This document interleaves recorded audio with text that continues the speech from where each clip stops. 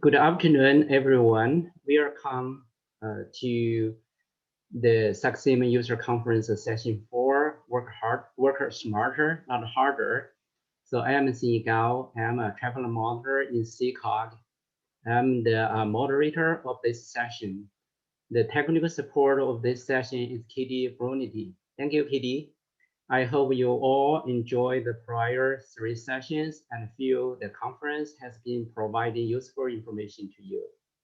We all know the importance of high quality data to our work. The objective of this session is to let you be aware of the data services we can offer through a few presentations on SACOG data services. But at the same time, we want to hear your thoughts on our services so that we can do a better job in the future. Please be aware the meeting will be fully recorded. So if you have questions, please use the Zoom chat function to enter your questions. The presenters will answer your questions in the chat or during Q&A time. So it would be nice if you can put your agency or company name beside your name in Zoom. So moving along, so I'm going to cover our agenda so that you know what to expect for the next 2 hours. So as you can see from the screen, we will have 5 presentations and 2 QA sessions for this session. The P. Atwood will present the open data portal. So Tina Glover will present the data information center, and Cal will share the MTD modeling, the data services, and Darren Conley will talk about additional data and tools the SACOG have and will plan to use. And Xin Yigao will talk about the replica, so the big data pilot project. So right now, I'd like to hand to P. Atwood for the first presentation. P.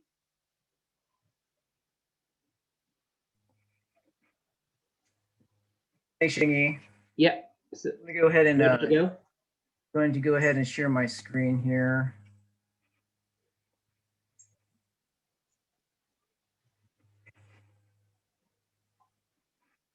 Okay. Everybody see that? Yeah. Looks good, Pete. Okay, great. Hello, everybody. My name is Pete Atwood. I'm a research GIS analyst at SACOG. And today I'd like to talk about the SACOG Open Data Portal. As you can see here on the on the first slide, there's a URL that will take you to the portal. Don't worry about typing this in right now. I'm gonna paste it into the chat at the end of the talk here, and so everybody can copy that, and you can browse that at your leisure.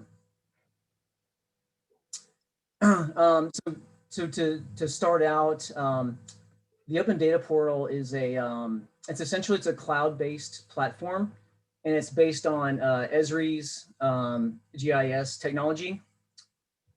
The sort of the main purpose of this is to host data, and then also just to showcase different projects, different apps, and different initiatives that that SACOG has undergone. Some of the benefits of the portal are is to reduce some time and effort for a lot of data requests that we have. You know, if there's data that we can post that's beneficial to your organizations, it saves a lot of time emailing back and forth with our staff when you can just sort of do a one-stop shop for some self-service. Another good benefit of the portal is that it allows you to reference data versus downloading it and storing it locally on your servers or computers. You can just directly access the data through what's popular nowadays with web services. Another unique aspect of this is that we can we can sort of share, not necessarily, well, we can share, but we can also consume other agencies' data as well. We call that federation, or data federation. So we can literally get data from other agencies and interact with it on our portal. So there's two main aspects of the data portal. It's the data resources, and then we sort of have specific SACOG projects and web apps that we've been working on, showcasing some initiatives that we've done over the past 15, 20 years or so. As far as the data resources go, we have SACOG data. We have numerous methods of searching and browsing for different types of data. And also we have searching for a lot of our federated data sources. And rather than me talking about this, I'm going to go ahead and switch over to our open data portal. So this is what it looks like online when you go to this URL. And as you start to scroll into it, the first section you see here is the data itself. So at the top, we start out with general search. You can do keywords. You can do specific searches. Hey, Pete, I think you need to share a different screen. We're just seeing the I'm just seeing the PowerPoint, not your web. Thanks, Bruce. Let's see.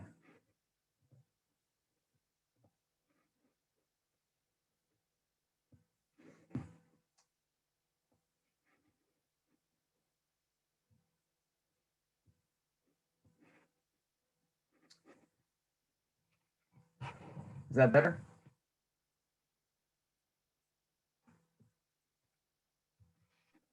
Looks good, Pete. Okay, great, thank you. Okay, so I'm going to back up for a second.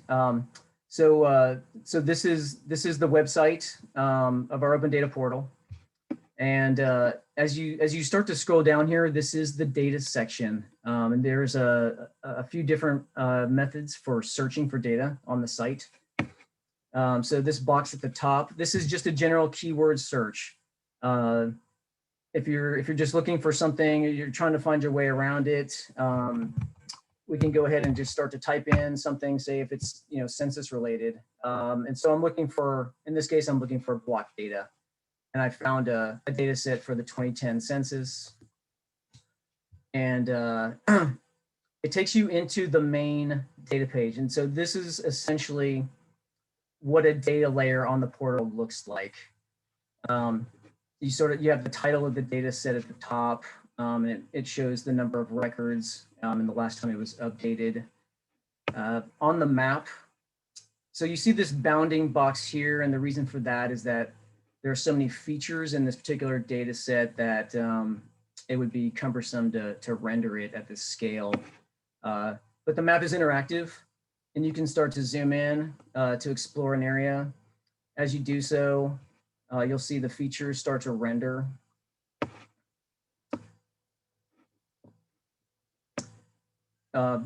It has panning capabilities. You can pan and zoom, and then you can actually click on it, and it will do some querying. So in this particular case, it's a one feature layer, and you're only going to query one feature at a time. But it gives you a sense as to starting to explore what types of data that we have and what types of attributes are within the data.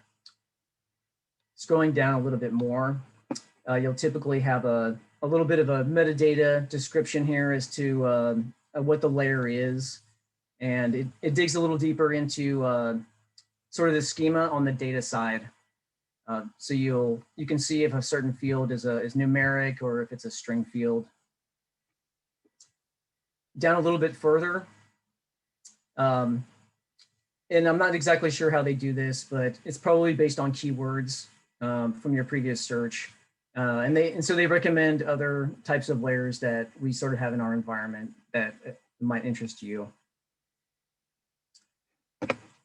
So as far as sharing this data or referencing this data, you want to take a look over here on the right side. And this will essentially allow you to either download this, this data into a shapefile format, or if you just need the data portion of it, it will allow you to do a spreadsheet.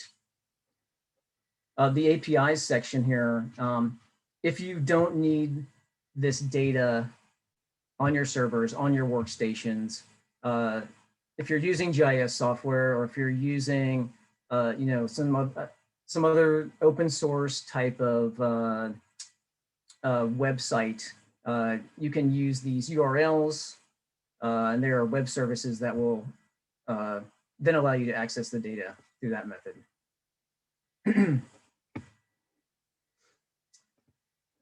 So continuing down onto the data section here, the next part that we have are, this is searching for data through what's called a tag. And each data layer on the Open Data Portal is assigned some type of a tag. Some have multiple tags, but at least one tag is required. We tried our best to publish data, you know, as true to form of a tag as possible. And so as you'll click on I'm going to go ahead and click on transportation here, and you'll essentially just see a long list. You'll notice under the data, the link to actually go into the data page itself, you'll notice a different name here. And so this is an example of the federation that is occurring within the portal.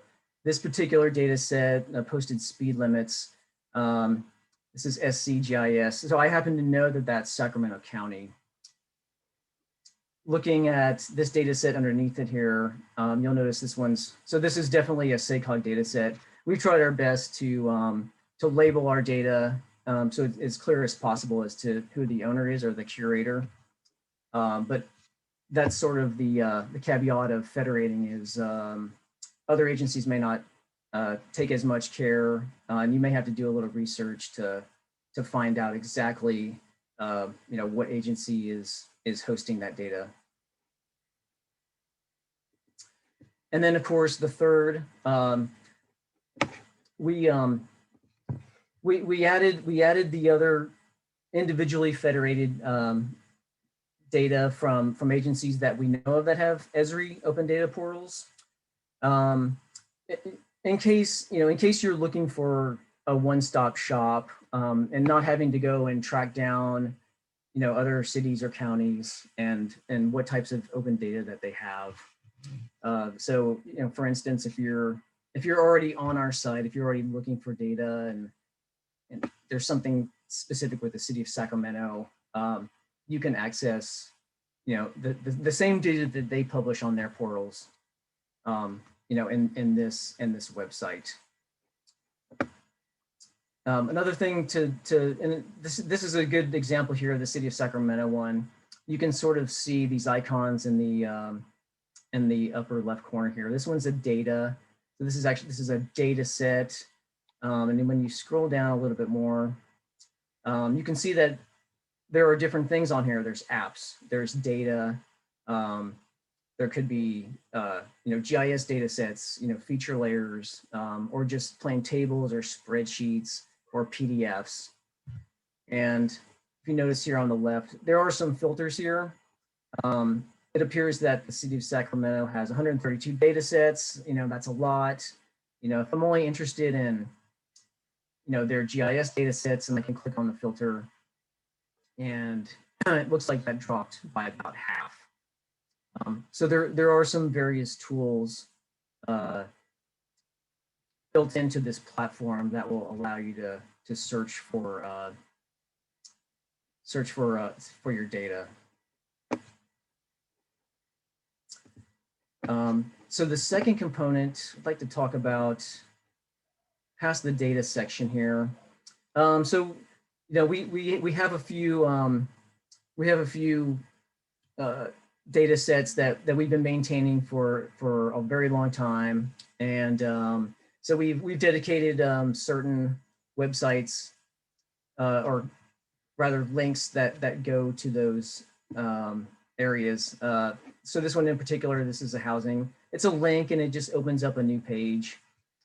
This is all still within the Open Data Portal.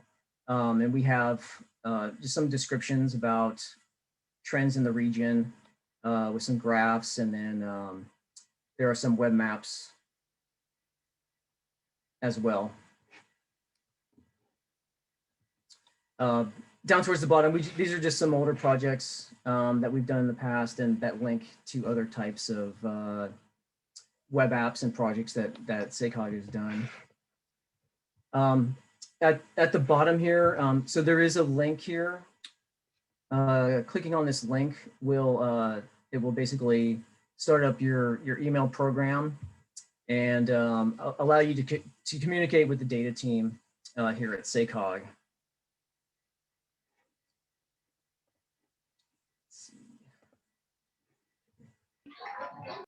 Can all of you see the PowerPoint again? Looks good. Okay, thank you. Or if you have, or if you'd rather not go through the Open Data Portal, we can be reached at data@sacog.org. So to recap what we're doing with this platform moving forward. Currently, internally, we're doing an audit of a lot of our data, and we're going to be posting more content in the future, as well as adding more web apps and specific pages within the site about a lot of the initiatives that we've been working on, and as well as apps and projects. So with that, if there are any questions, I'd be glad to answer those.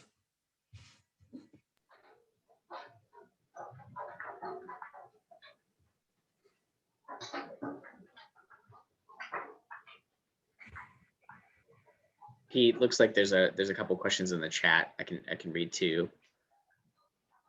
Oh, I got it. Okay, thank you. So the first question is, are the permits by year on the housing page in the download portal, or is it just the web map? It's both. So yes, the permits are by year. That is an annual monitoring activity that we do at SACOG. We are currently working on the 2020 permits at this time. And yes, the web app is the same thing. It's and that data set is actually available on the portal as well. You can search by either housing or permits, and it will lead you right to the actual data itself. And then the map on that site is just it's just a way of sort of looking at trends. And I like the second question. It's, are there any data sets you're working on adding to the data portal that you are excited about?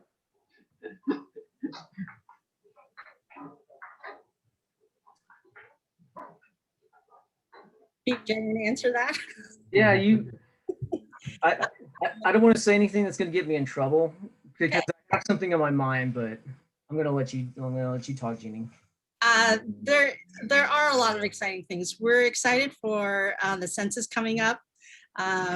We are expecting to build a new data page and portal for the census. We're hoping to, with Tina's help and her leadership, we are going to build a lot of the data with the boundary files with some data in it, and we'd like to connect it to some API data and be able to create some cool maps and charts and everything.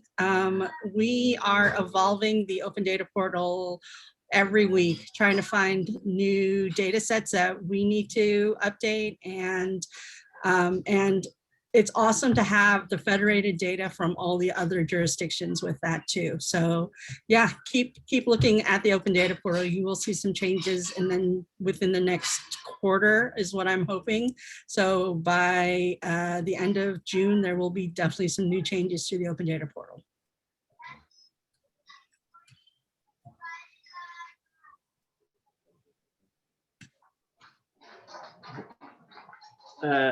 time-wise, so we have to go to next presentation. Just hold your question for the Q&A session. So next presentation will be about SACOG, the Information Center. So Tina Glover will just give us introduction to the website we have. Tina, Hi. you're ready to go. Okay, let me share my screen.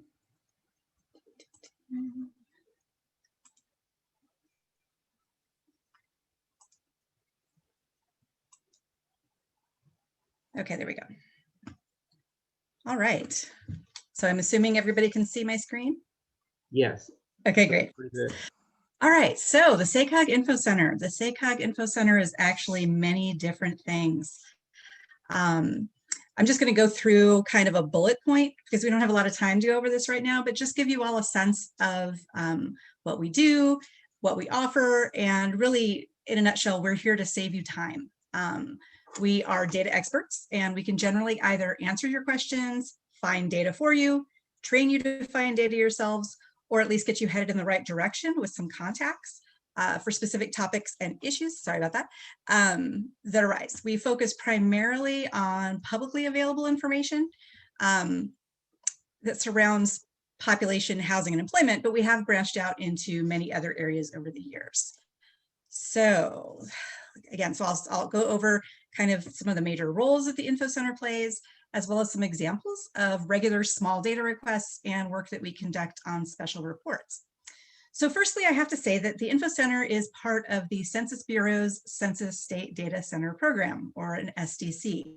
So this is a joint sort of program that includes at least one main department throughout every single state in the country, and even our territories like the islands. In California, our state lead is the Department of Finance Demographic Research Unit. And SACOG is one of 4 regional SDCs, which are housed at the 4 largest MPOs in the state. And it's interesting because only California has regional SDCs, but due to the size of our state and the regional variations found within, it really works for us.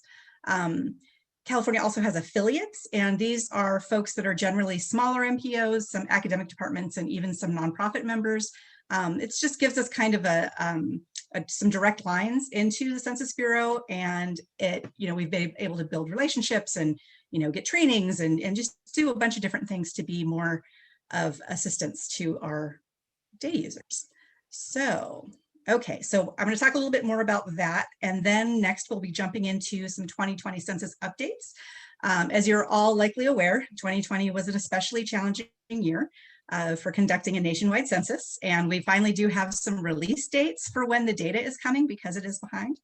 And I'll go over that in just a minute, and then I'll cover a couple of examples of non-census data sets that we have expertise on, and then move into a few examples of some basic data requests, sort of a top data requested in the last couple of years review, and this will be followed by a couple of examples from our recently published 2021 Regional Progress Report. So then we'll finish up with a brief chat about what kind of referrals we can offer and specific contacts to additional resources for questions that we can't answer.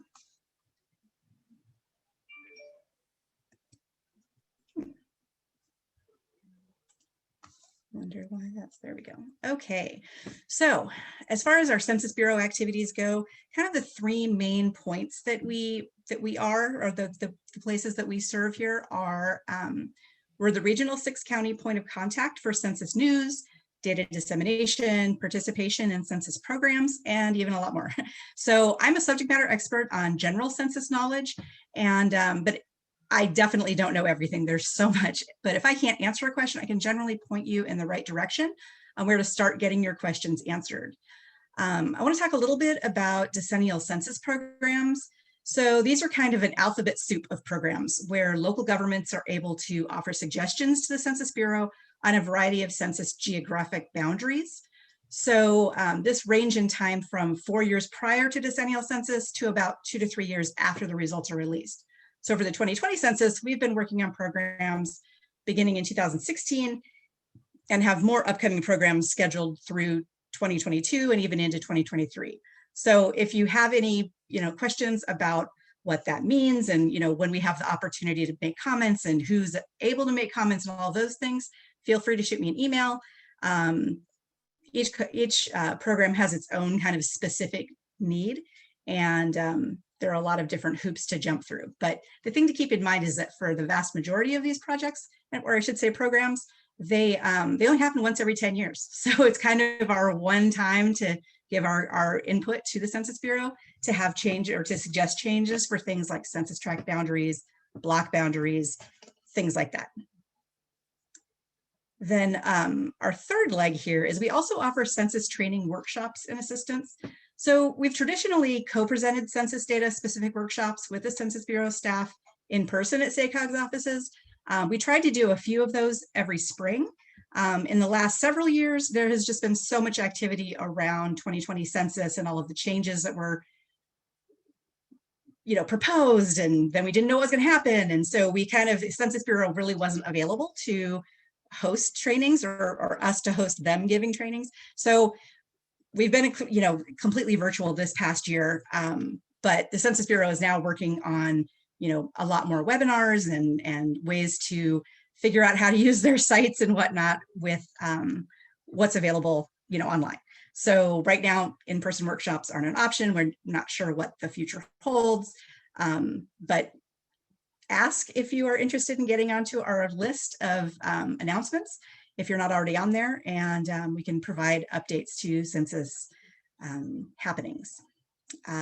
Another thing that we do is sometimes group or individual trainings on things like using the new data.census.gov website, and then how to search for variables that you are looking for, because Census has kind of their own terminology and their own glossary that doesn't really, it's not always user-friendly, shall I say. So let's see. Okay, now, hopefully, if you haven't already heard these, I feel like I've been saying them all the time, but somebody always says, what's going on with 2020 census data releases, because they haven't heard yet. So the big news here is now that we have some expected 2020 census release dates, we can start planning a little bit more for what comes next.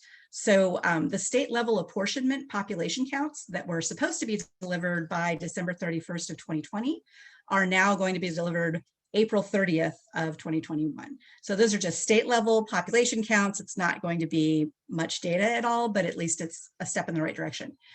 The item that most of us are most interested in really are the block level or redistricting block files.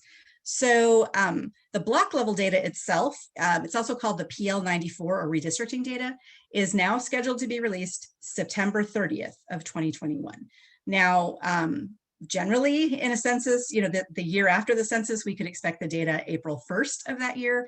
But again, we're waiting until September 30th. And as Jeannie mentioned earlier this morning with the base year update, there'll be a reconciliation of, or sort of a, like Department of Finance Demographic Research Unit has estimates of population and housing, but those will be reconciled. Their 2019 and 2020 estimates will be reconciled to 2020 census data count. So it's kind of like a starting over point. And another thing to keep in mind too is that every decennial census, there are new geographies released, meaning that the block level files that we're getting in 2021 later on this year are called the 2020 census geographic files, and they are different than the 2010 census block files. So that holds true for block groups, census tracts, in some cases, census designated places, and some other different geographies. So the good news is that we actually do have, the Census Bureau has released the geographic boundaries for the new census blocks, block groups, census tracts, and more. Again, there's no data in there, but at least we have the new boundaries. The Info Center, along with data and mapping team, we are looking at those new changes, and we're going to be posting those 2020 census boundaries onto our open data portal. Hopefully sometime this month in March. You can always go directly to the Census Bureau themselves and download whatever geographic boundary files you are interested in. You don't have to wait for us. And we would be happy to share a link if if need be. Okay, then moving on. So just really quickly, I want to talk a little bit about, we're really experts on census data sets, but we do more than that. We have a lot of background in a variety of different programs. Some of the most used different data sets that we're used to, or that we do a lot with, are sorry, my little mouse is going crazy. So we work closely with the Department of Finance Demographic Research Unit, and we're really very familiar with the pros and cons of their population and housing estimates. They release, you guys probably know this, the population housing estimates for jurisdictions and for county level. And then they also do, so these are just their estimates. So then they also do a population projection that is county level that goes out for a 50-year horizon. So that happens every couple of years generally. And when they're first developing those plans, we work with Department of Finance on our 6 counties to look at their assumptions, give them any feedback on specifics that we think are going to be different than we've seen in the past, or new large developments that are coming up that we can kind of point out to them that this is happening, and with a horizon of when those housing units are expected to be built, so that they can incorporate those into their overall projections. And one of the really cool things about that data set is the Department of Finance's projections. They have data for every individual year for persons age 0 to 99. They have gender, they have race and ethnicity. So it's really interesting, but it's very different from what we do in-house for our base year update and for setting our baseline for the MTP. So let's see. Okay, then there are also a number of public, state, and federal employment data sets that cover labor market details, employment and businesses by sector, and any number of tracking changes over time. So you'll hear this a number of times, but there is no perfect employment data set. Most of the information that is publicly available is derived from either surveys or administrative records. Most data sets are also gathered to answer specific questions and may include or exclude different types of employees depending on their purposes. So let me know if you want to hear any examples about that, but we are very well versed in using LEHD, CES, QCEW, and more. And I know those are just all kinds of acronyms to throw at you, but those are generally state and federal employment data sets. So in addition, we're also well versed in many local, state, and federal data sources for health metrics, vital statistics, social services, homelessness data, you name it. And again, if we don't have the expertise or we don't know where to find something, we can point you in the right direction. Okay, so moving on to data requests.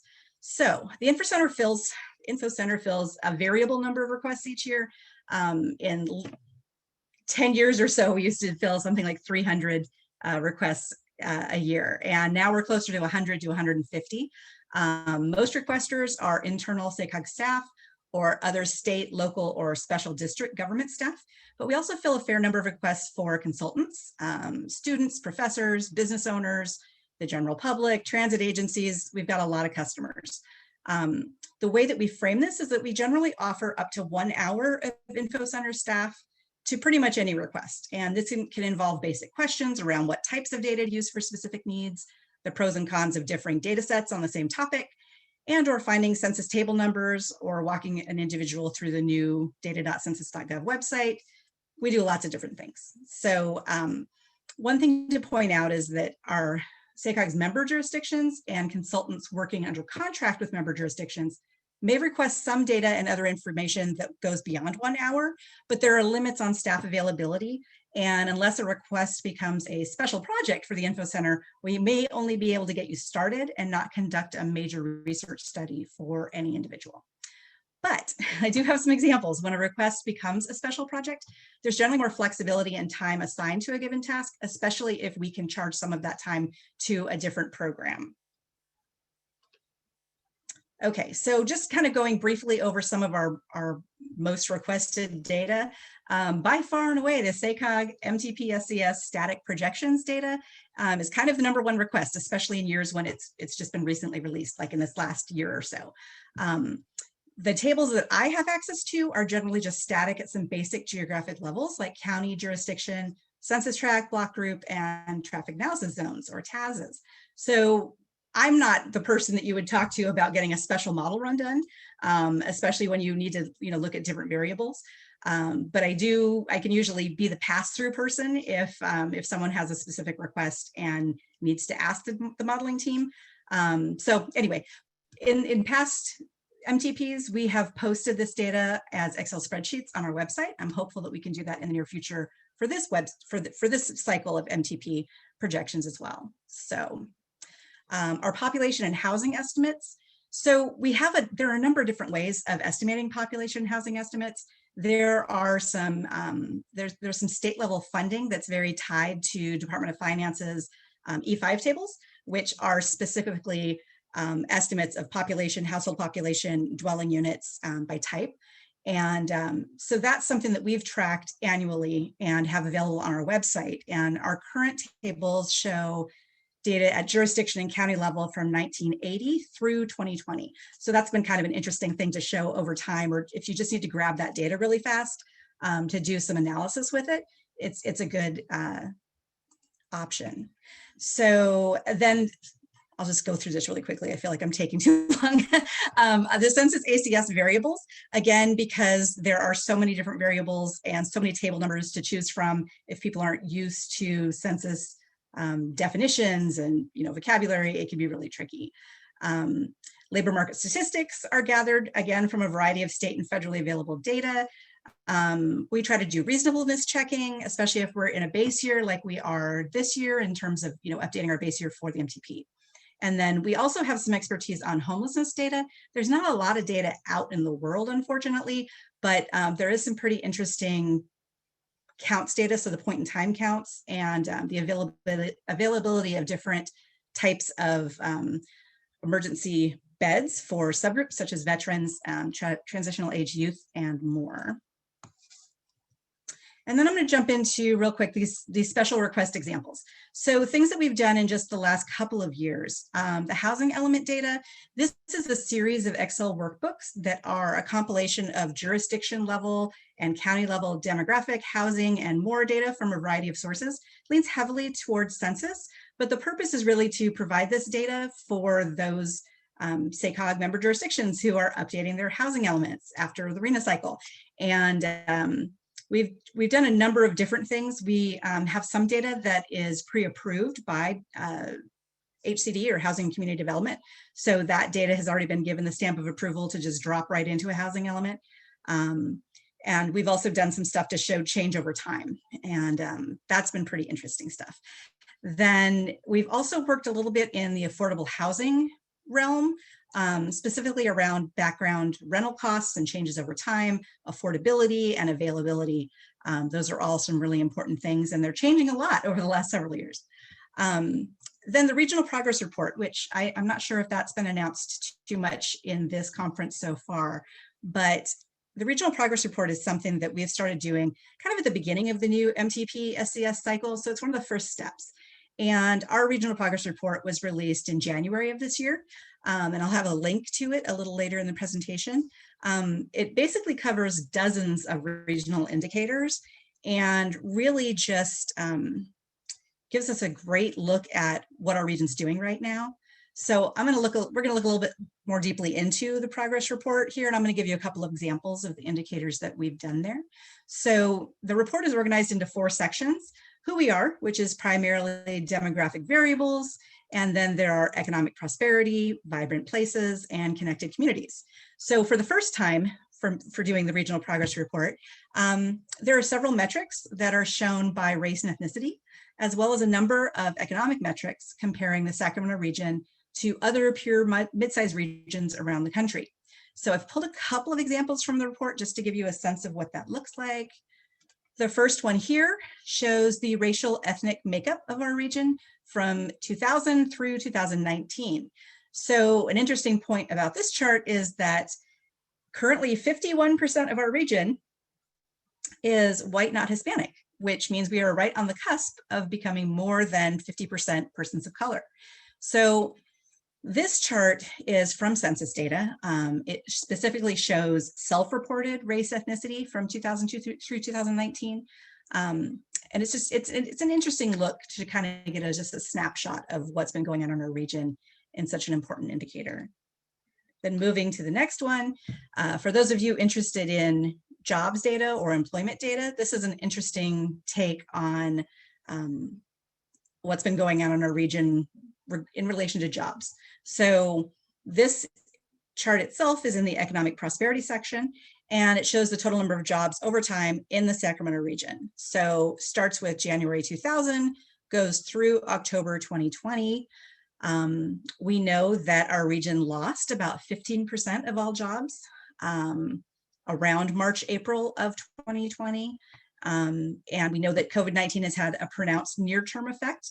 And we've seen some of those jobs, be recovered, but it's still too soon to tell if this is like a restructuring or not. And this just shows kind of the lead in to the drop in jobs when we were looking at the Great Recession and then, the impacts of COVID-19. So we are keeping a look on what's going on. And we're going to continue to track this metric more regularly than we necessarily have done in the past. Okay, so then here are a few links. The new Census Bureau data dissemination platform, which is again data.census.gov. It's very different for those of you who are used to the American Fact Finder website. If you're going in to get your own census data, the new site is definitely very different. Some people love it, some people hate it. It's what we have. The Census Bureau did not choose to continue supporting American Fact Finder for an additional year, like they did last time they changed their major data dissemination platform.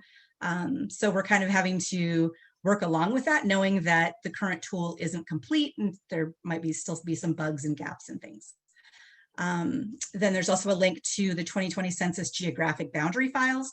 And again, those boundary files don't have any data, they're just the boundaries, but we will be posting those to our open data portal soon and taking a look at what changes the Census Bureau accepted from us, from our suggestions, and what didn't. Then there's a link to California Demographics, which is again Department of Finance Demographic Research Unit, and they've got a lot of estimates and projections and some interesting things on their site that include information about migration and gosh, it's a really neat site to take a look at if you're not familiar with it already. And then here's the link for the 2021 Regional Progress Report. Oh, and let's see, I didn't put it on there, oops, but I did go, let's see. So you can either email me directly or you can email the info center at info@sacog.org. So okay. Are there any questions? Sorry, so many things. Or are there questions in the chat? Anybody, let me know. I can't seem to see them from here. There is a question in the chat. I can read it to you, Tina. That would be great, thank you. After submitting your final 2020 Census geographic boundaries, will the future version of SACSIM model be updated at the same time? That's a good question. I don't know that we've talked about that. We do plan on making the adjustments when we recalibrate our housing inventory. I think we have talked about internally about how we're going to migrate that over, but we haven't picked kind of an exact date yet because we want to take a look at what the data is that comes through at the end of September when we get from the data from the census. So, yeah, and the question may be coming from folks who've downloaded model output data or the forecasts that include some census geography, and I think when we release those again with we have the option of putting up the current geography, and it sounds like that's essentially the request. I'm hoping, is it John who asked the question? That's the request you're making, is to make sure that we keep the census geographies current. You can just go speaker if you want. Thank you, Tina. We are running a little behind the schedule, so we are moved to next presentation. So Cal Shibley will give an introduction about the MTD data summaries. It's ready for use. So Cal.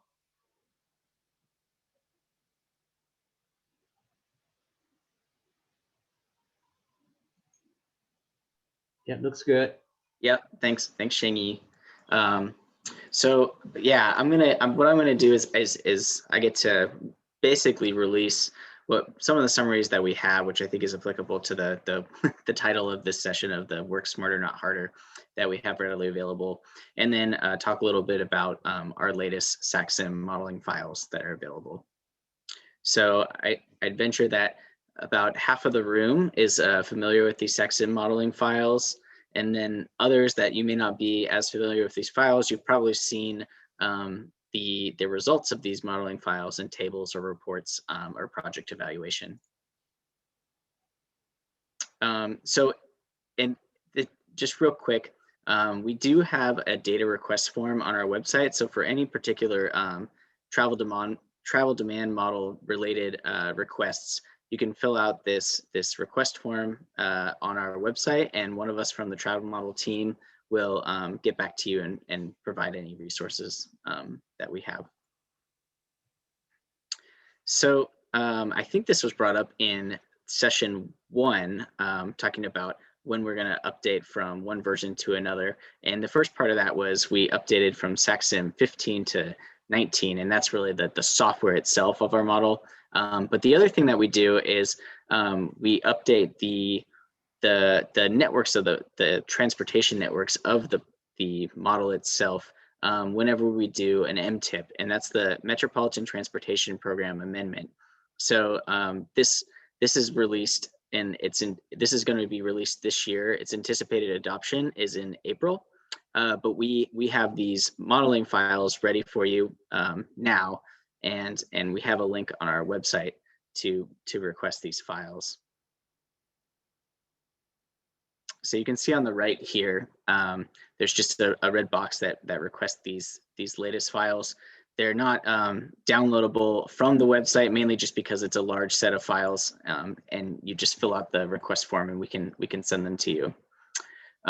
So if you've seen these files before, I'm really excited about this. We've put together a pretty comprehensive package of this release version, which includes model release notes.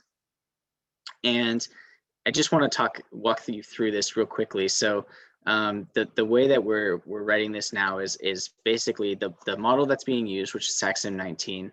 The version of it, which is 0.2, the previous version would be the MTP SCS model release files, and then this is the first, really the first update of that, which is the 0.01, and we're going to try to carry this versioning moving forward. I know some people have asked questions about this in the past.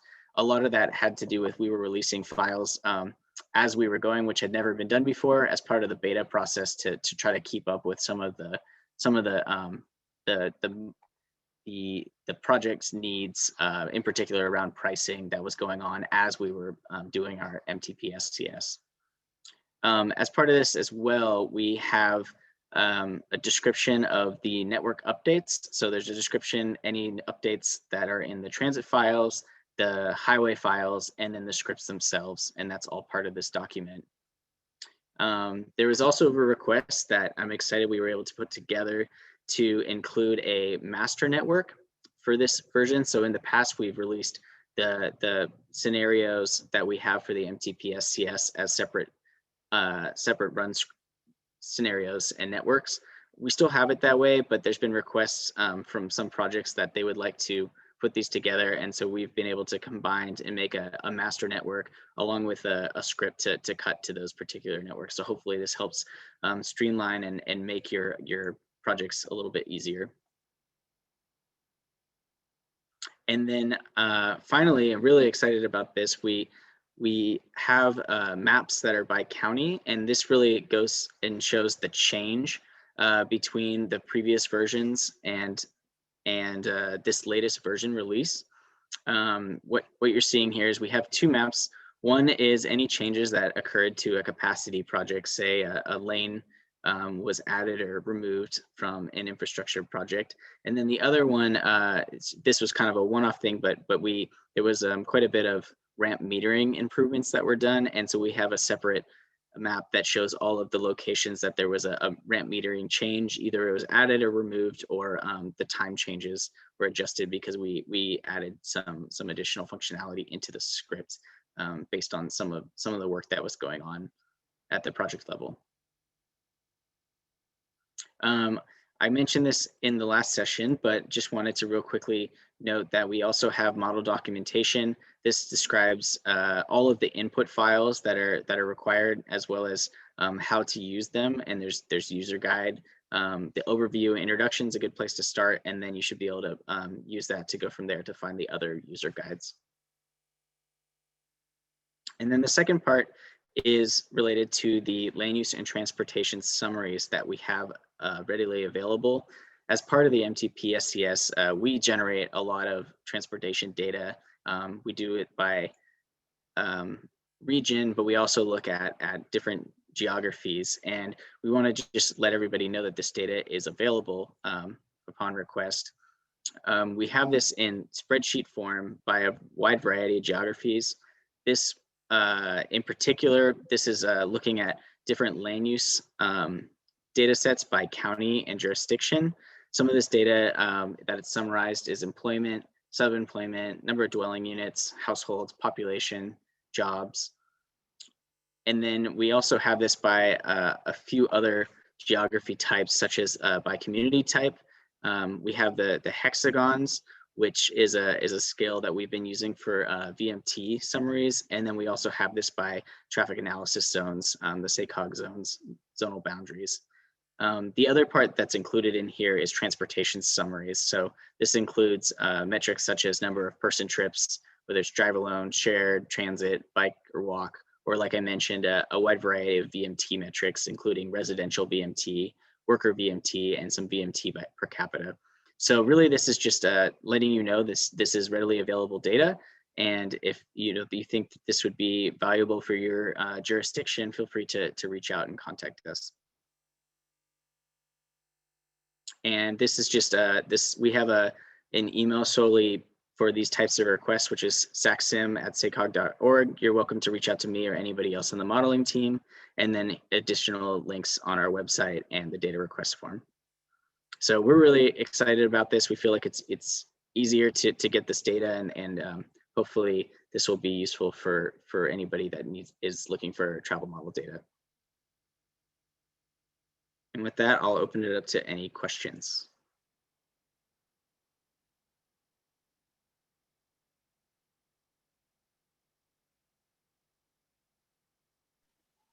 I'm muted. Thank you, Kel. So any questions?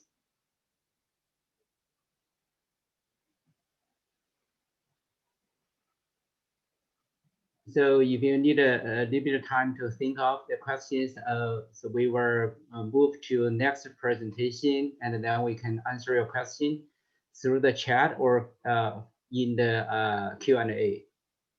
So Darren, are you ready? Yep, getting there, Sheng-Yi. Thank you.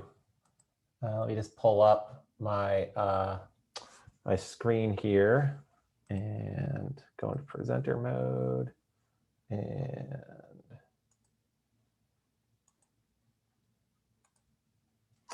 does this look right, Sheng-Yi? Can you see the additional data tools slide?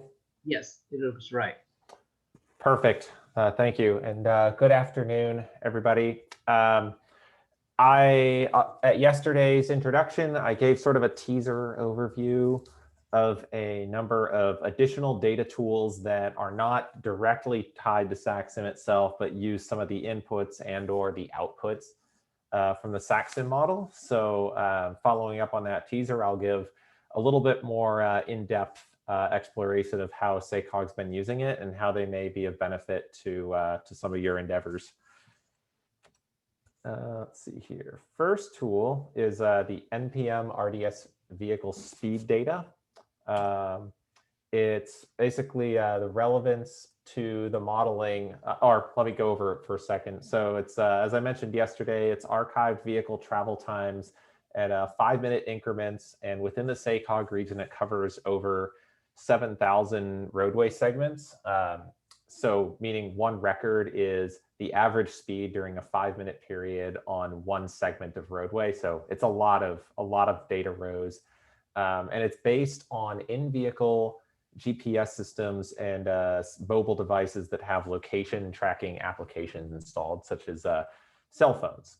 The relevance of the NPMRDS data set to modeling, and actually just from here forward, I'll just call it the speed data. NPMRDS is enough of a mouthful as it is. Anyway, the relevance of this speed data set to modeling is that it's a very good supplemental source for project evaluation, as I'll be showing in some upcoming slides from our funding round and from our congestion management process. It shows real observed congestion on different roadways that's inclusive of operational factors and incidents, which are not normally captured in the model.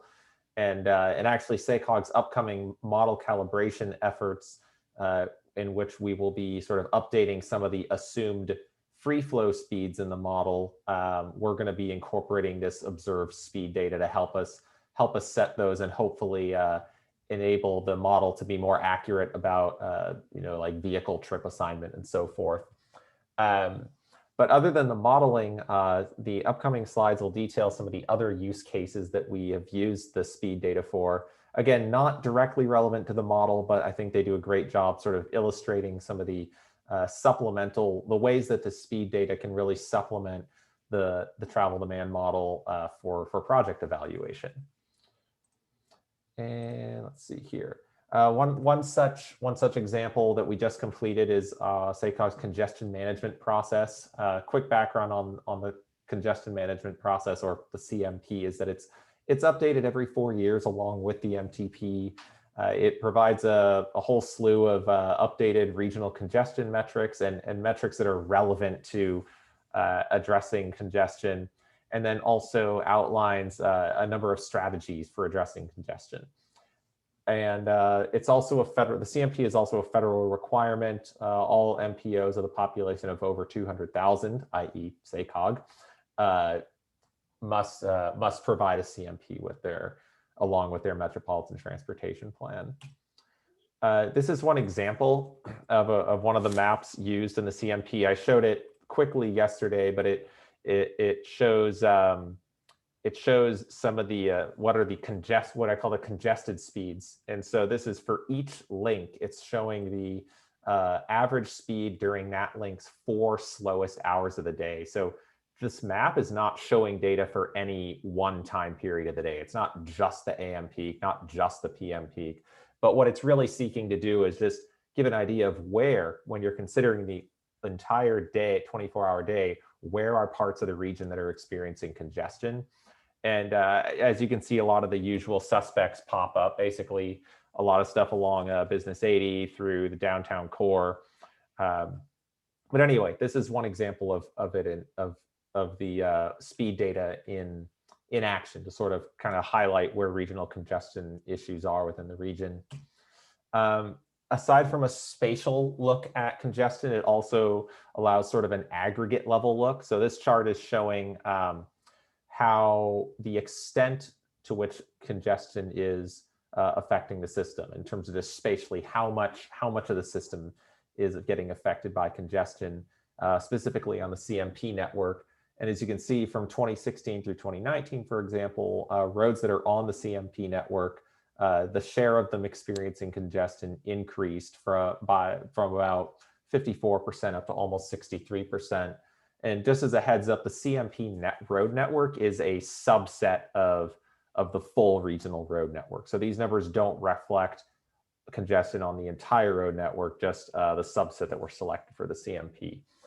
If you want, I can provide you a link to the CMP if you'd like to read it in more detail. The next project that we've used the NPMRDS speed data on is SACOG's funding round. It happens every 2 years. It awards funding to smaller projects on a competitive basis. And as I mentioned yesterday, it has a ton of different metrics that are pumped out for each project, but one of them is congestion and travel time reliability, and those two use the speed data. These are what those charts look like in the PPA report. This is just an example project, which is South Watt Avenue between Jackson Road and Fruit Ridge. The chart on the left compares the free flow speed on that road to its congested speed. And as you can see, the congested speed with the orange bar is about half of what the free flow speed is, indicating that high demand during congested periods does significantly affect roadway speeds. The chart on the right is travel time reliability. I don't have time to explain the details of it now, but basically a bigger number means the road is less reliable, meaning there's greater variation in the amount of time it takes to travel the segment. And this is one, and this is really a neat feature of the speed data, is that they're updated monthly. So you can really show change over time, kind of what Bruce was alluding to yesterday, where having that shorter turnaround time, this really enables that. This is from our regional progress report, and it's showing the share of national highway system miles in the region that were congested during their slowest 4 hours on a typical April workday. And you can see that from 2017 to 2019, that about usually 1/3 of the NHS NHS roads in the SACOG region experienced congestion during their peak periods during a typical April weekday. But then, not surprisingly, if we look at April 2020, the share of roads experiencing congestion took a nosedive, falling by about 70%, from 1/3 of the network down to roughly just 1/10 of the network experiencing congestion. Also, taking it to a more location-specific analysis, this chart, this pair of charts is also from the Regional Progress Report, and it's showing I-5 where it crosses the American River. The lines are showing the typical speed during the slowest 1 hour of each day for each year. So looking at the chart on the left, we have northbound, and that flat line at the top is the free flow speed. The grouped squiggly lines are different years of data, and you can see that for 2017 through 2019, the congested speeds, like the speeds during the slowest hour going northbound, were about the same. They didn't change too much from month to month or year to year, but then you can see they suddenly rocket upward in March of 2020 and stay that way, at least through the data that were provided for these charts. So this is a really clear-cut example of where you can really see the speeds increasing as a result of COVID-19 reducing peak period traffic volumes. Note that this trend is not the same throughout the region. There are other locations where congested speeds have actually dropped. They peaked up in the beginning of the pandemic, but they've since dropped back down. The Regional Progress Report, the full Regional Progress Report, will provide more charts of other locations too. Next tool is Cube Access. Hey, Darren, before you jump into Cube Access, I did want to pile on and try and keep this very brief on the talk about the NPMRDS data set. SACOG now has this, we have a responsibility to assist in what the federal government refers to as performance management rules. And one of the rules relates to safety, another relates to congestion. The data that Darren just walked through with all sorts of different perspectives on it is from the data that is used for doing those assessments of each region around the country on congestion and delay and reliability.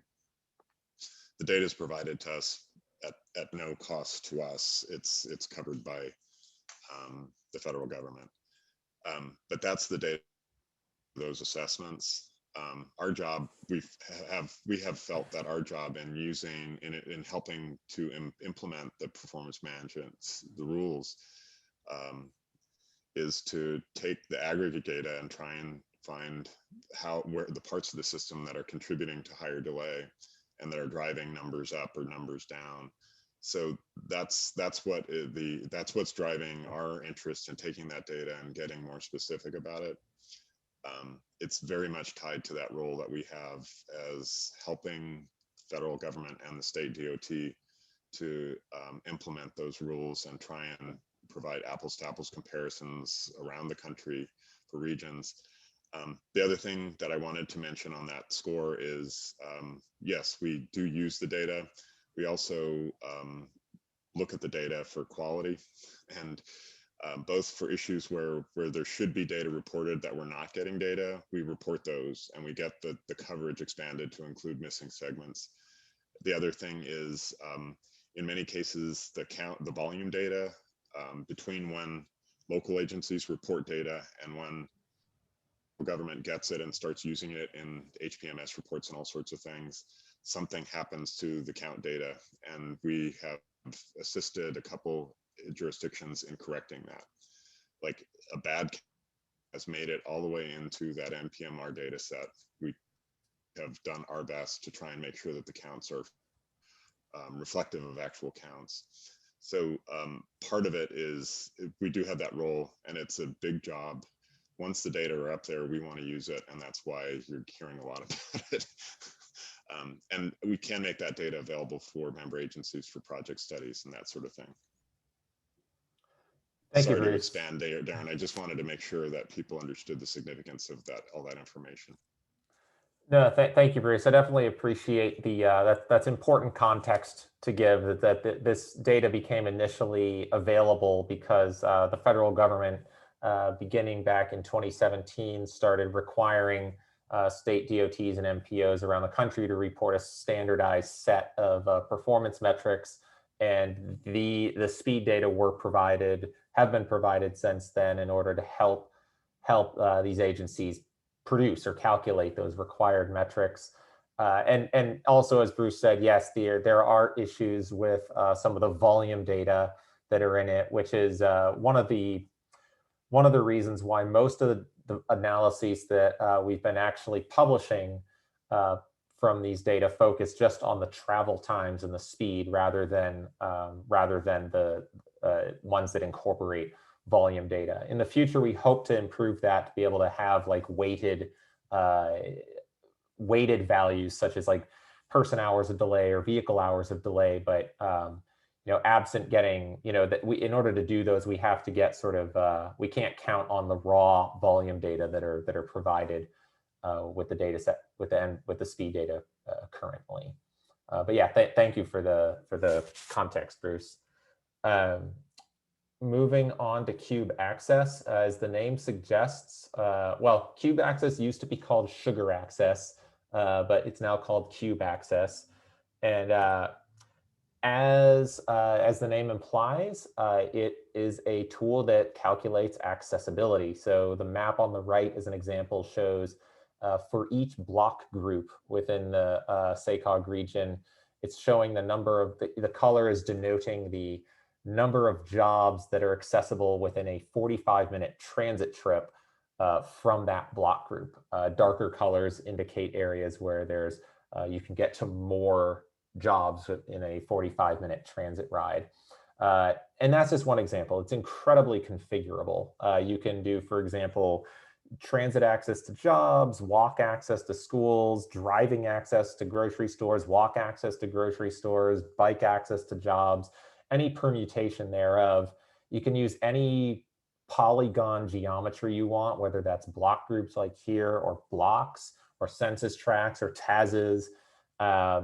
It uses an all streets network with observed travel speeds on it. It uses GTFS transit service data and real observed point of interest data. So that's why, for example, you can get data on accessibility to very specific categories of destinations, like grocery stores, or like universities, or K through 12 schools, or banks, or medical facilities.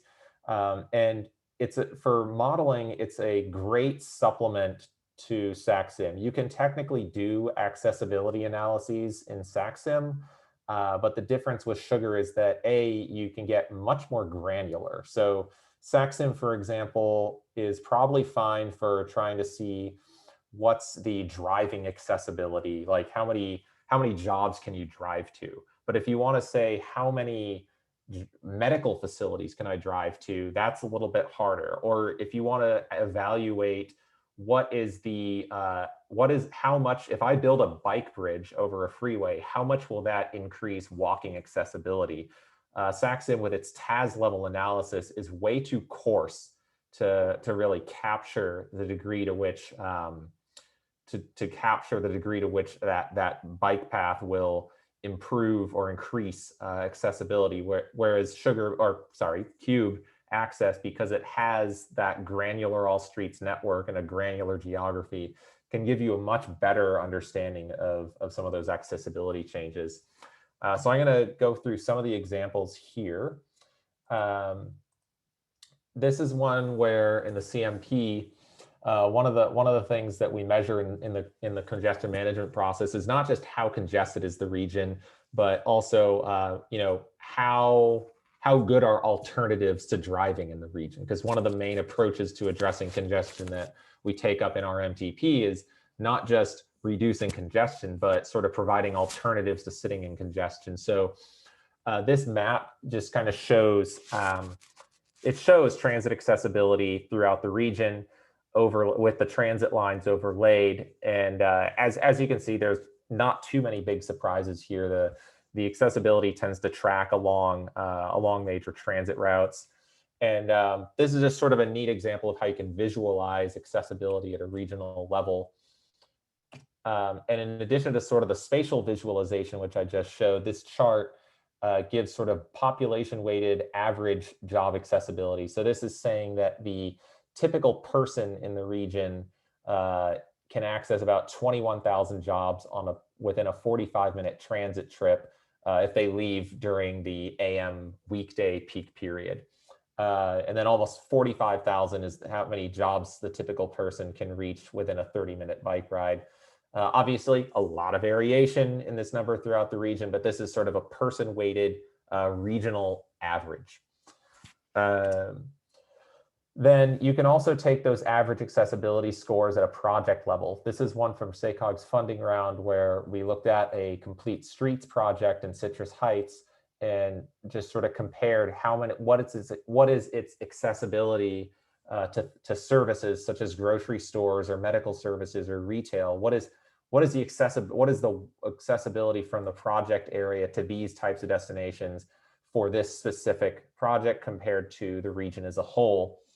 And it's really neat just to kind of give an idea of whether a project is in an area where if there's like high walk accessibility in an area, then a project for complete streets is probably a better sell for a project for an area where you can walk to a lot of stuff.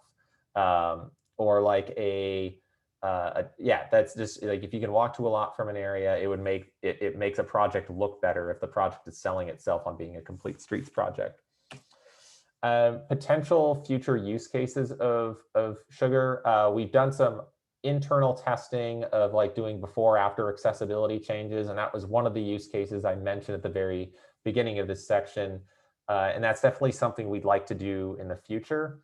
And then also potentially social equity analyses. Sugar does again, Cube Access, not Sugar. Cube Access does an excellent job with it has a lot of rich destination data, but also a lot of rich demographic data. So you can get, for example, by how does accessibility to grocery stores or schools or medical facilities or jobs or different sectors of jobs, how does that vary across different income groups or different ethnic groups? So it's very, very useful for that as well.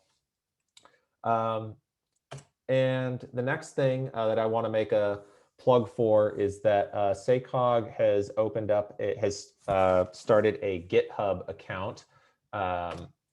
GitHub is essentially a platform for sharing source code for the travel model and other tools. So by source code, it's like most software development corporations or entities have a GitHub where they store and their developers work on code together. Several of our peer MPOs also have their own GitHubs as well. And it's a great way to, for the user community to really transparently be able to see how SACOG does a lot of the analyses that it does if you really want to get like under the hood. And it's also a good forum where the more eyes on it, you know, if you have any feedback or comments, it's a great forum for that as well. And then I will close on this slide. I'm probably a little over time, but I will close with this slide that has links to where you can get more information about each of the topics that I discussed today, specifically the speed data, also known as the NPMRDS, also the cube access, and then lastly, the GitHub. And if you have questions about any of these, obviously you can feel free to put them in the chat or shoot me an email at my email down there at the bottom. Thank you, Darren. So it's the Q&A time. So if you have questions for Tina, Cal, and Darren, just feel free to speak. So unmute yourself.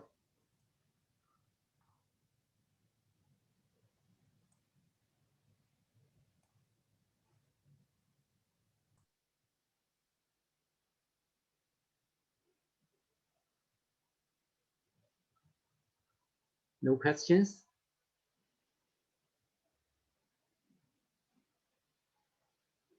So I think that all the presenters provide the contact information. Oh, okay. There are two questions. So others meeting. Could you please put some of those links in chat so that we can copy? So Darren, can you do that? Yep, I'll do that right now.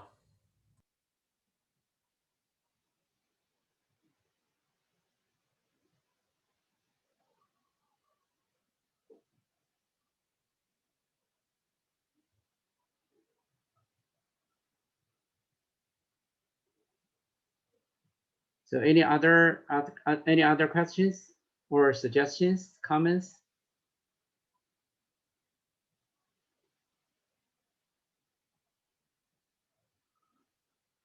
So if not, so we will move to next presentation. That's my presentation about the replica platform. So before my presentation, I'd like to do a quick poll about the big data platform. So you can see 3 questions. Please just answer yes or no. So this here, it may be the project for yourself or the project for your agency. So it is true, just click yes.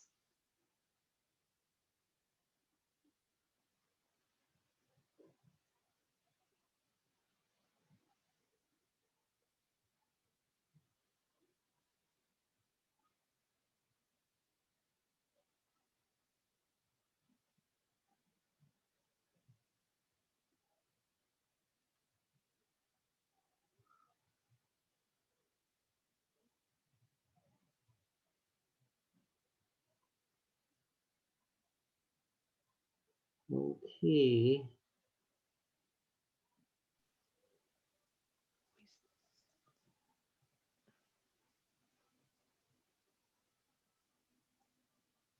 All right, I'll give it another 5 seconds or so for people to get answers in.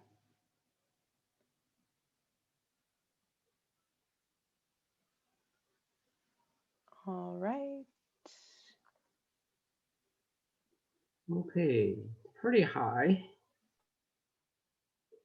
Yeah, good to see those results.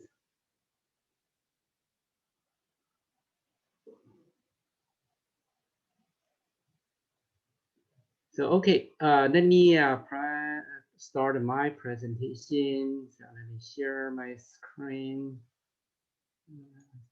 Yes.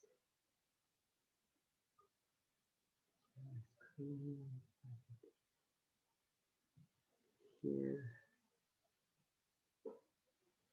So So Katie, looks good. Yep, looks good, Shangy. Okay. So my presentation is about the replica platform. So this is the product of, as a consequence, we partner with Caltrans and ARB.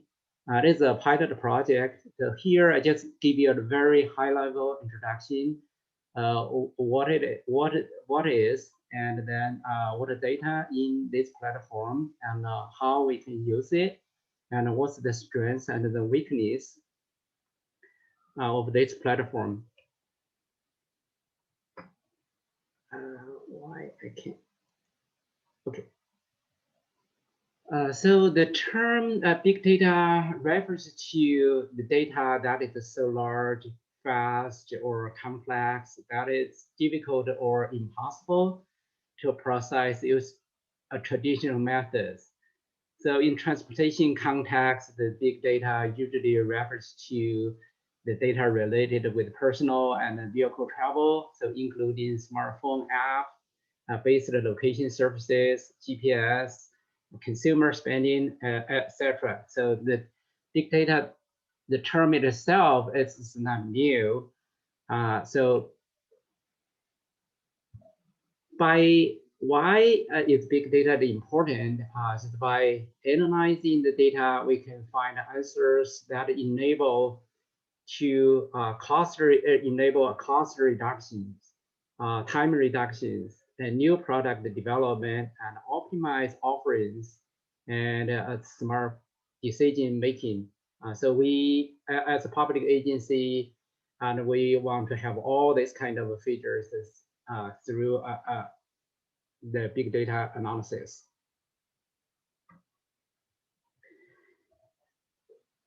So for the big data has been used for in commerce for years. It's not new. The potential application in transportation is relatively new and the evolving.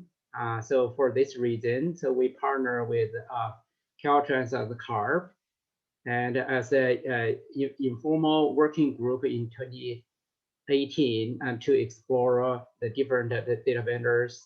And then finally, in 2019, we launched the pilot project to test the market for big data platforms targeted for transportation planning. So that's the background of this project. So then what is a replica? So replica is a company name. Okay, so the company collects the personal vehicle and the commercial vehicle travel data and process the data with the machine learning technique and translates the data in a way that transportation planners can understand and use easily. So the company's product is also called replica. So sometimes it is confused. So it's a web-based platform. So everything you can just go to the website and then just explore the data within the platform. So it provides a personal travel snapshot and then the snapshot for commercial travel. So basically, the platform has 3 components right now, 2 major components. But there is for the second one, there is a subset there. So I will introduce one by one. So the first, the product is called Nationwide Trends.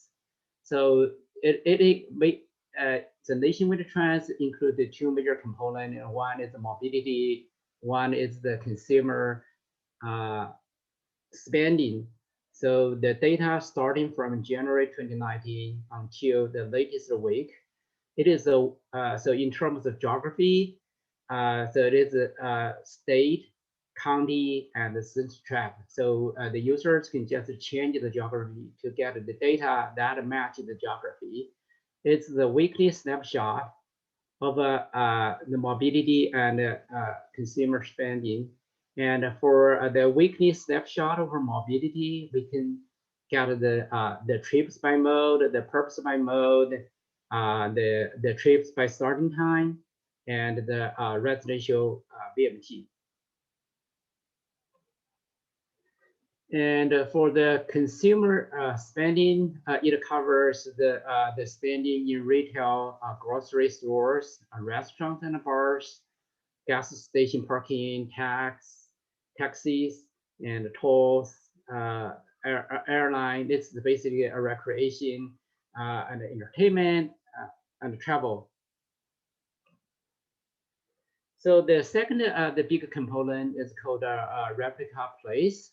So this is basically it have a smaller the geography area and then has a higher sampling rate. So the sampling rate varies from 5 to 30% of the population at the block group level.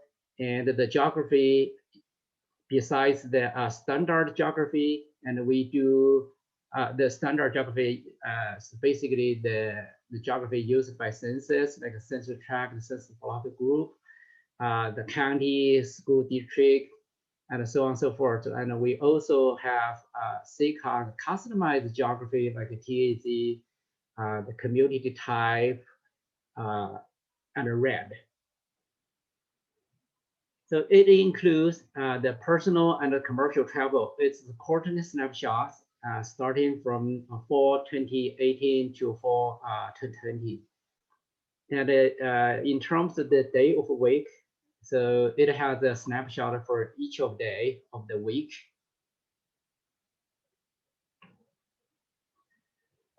So besides the travel data, Replica does provide a synthetic the population. It's based on the ACS, POMs, and the summary tables. It has the two population. One is based on 17 5-year average, and one is based on 14 ACS 5-year average. And there's no seasonal adjustment right now, and then they are considering to introduce a couple of new features to do a better seasonal adjustment for population. In the population table, it provides household attributes like income, vehicle, number of vehicles, household size, residence location, and the tenure. And for next round, they're going to include the building type in the population table. And for persons, it include attributes like age, gender, race, ethnicity, the school grades, employment status, education, industry, commuter mode, household role, location of residence, and work locations.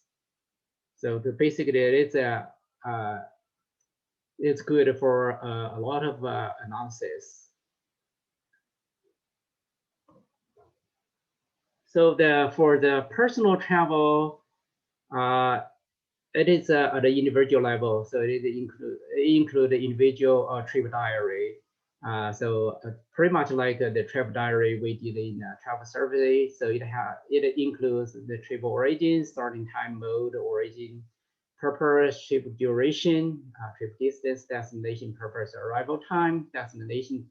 So the origin and destination include all the origin and destinations within and outside the SACOG. So we will talk about this feature later, why it is important, as mainly for the SB 743 purposes the Bruce and Kels mentioned yesterday.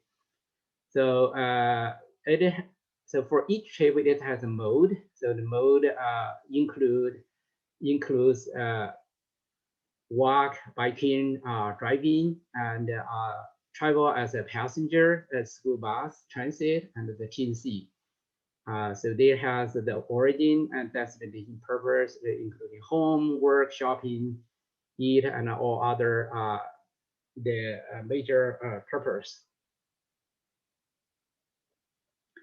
So here you didn't see the shared bike and scooter because there's no ground truth for calibration and validation. So we didn't ask them to include these two the mode in the platform. It may be interest to a lot of people, but unfortunately, the data is available in this platform at this moment.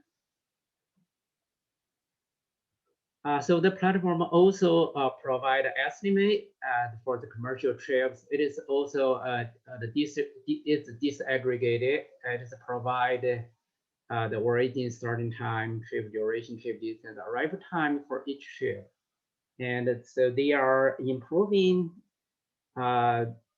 their method to include the truck size and the cargo type into the trip table, so that is probably is more interesting to a lot of researchers and to the CARB. So they are really interested in the truck size and the emissions from the truck size.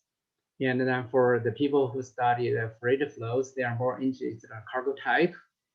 So the company is working on that right now.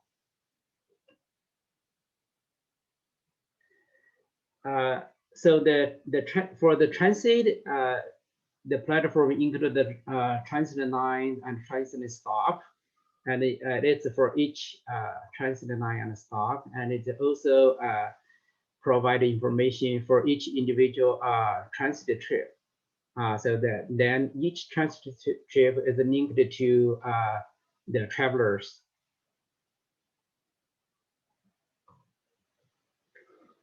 So the road network used in Replica is an OpenStreetMap. It's the directional, and there is no separated the geometry of lanes. So like in IAD, if we want to know the traffic on the eastbound or westbound, so that will be the total traffic on all lanes instead of each individual lane.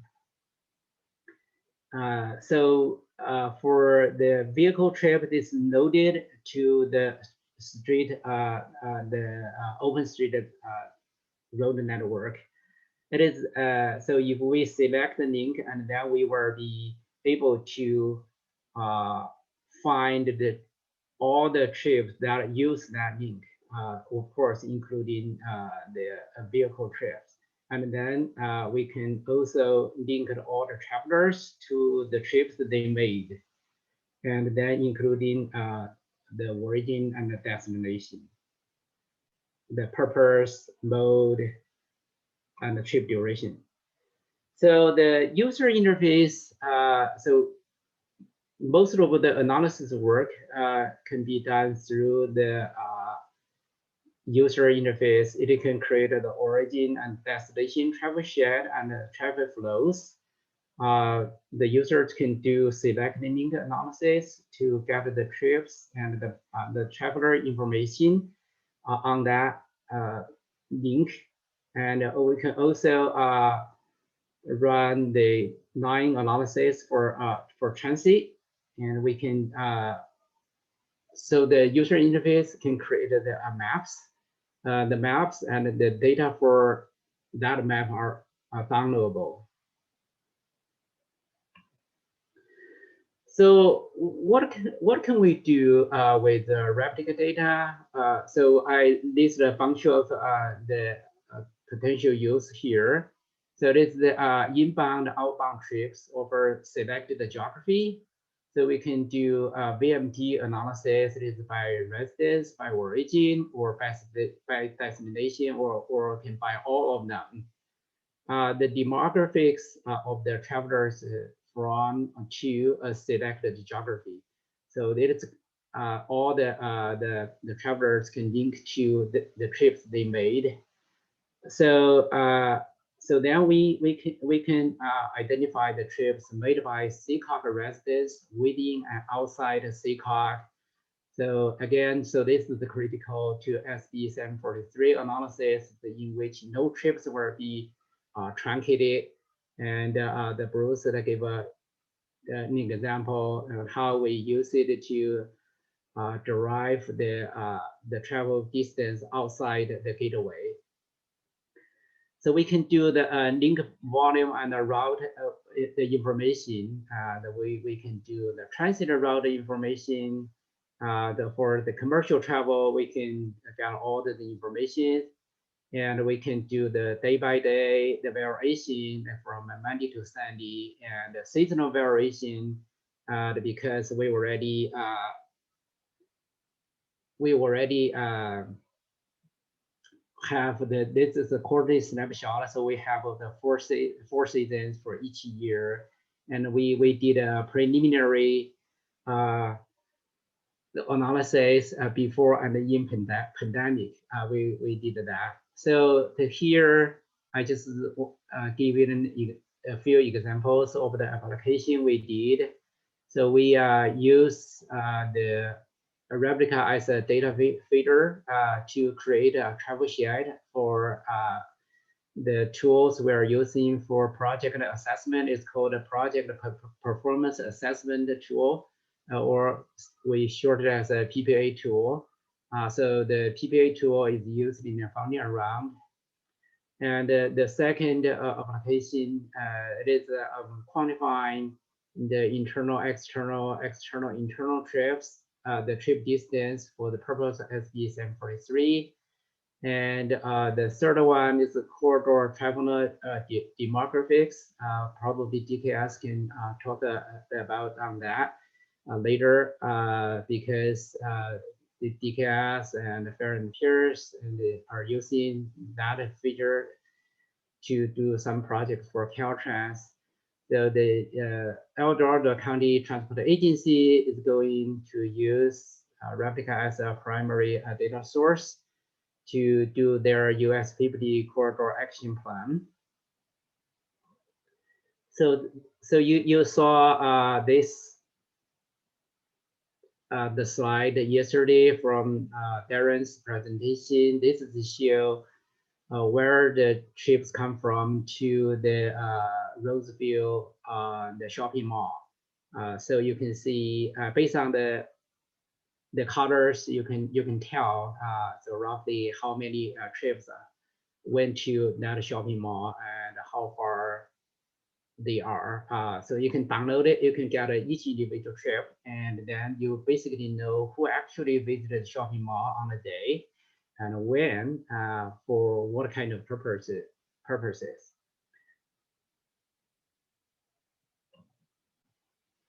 So this is the comparison with or without using the data to estimate the trip distance outside the gateways.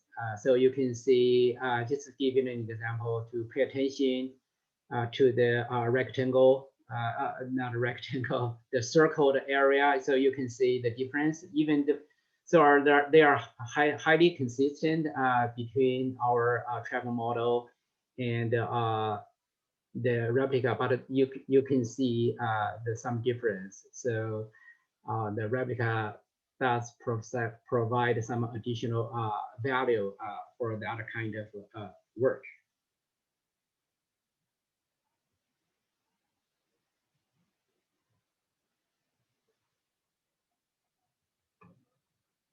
So here is another example, just for the congestion analysis. You can see the congestion chart. This is the distribution of the trips in a 24-hour time band. You can see two peak, the morning and afternoon peak. You can see, so the trip purpose is quite different in the morning and in the afternoon. So in the morning, this is mainly go to work. In the afternoon, the majority of trips are going home. So this is how we can use the work to do more analysis. So the users can download all the trip data and make a customized chart.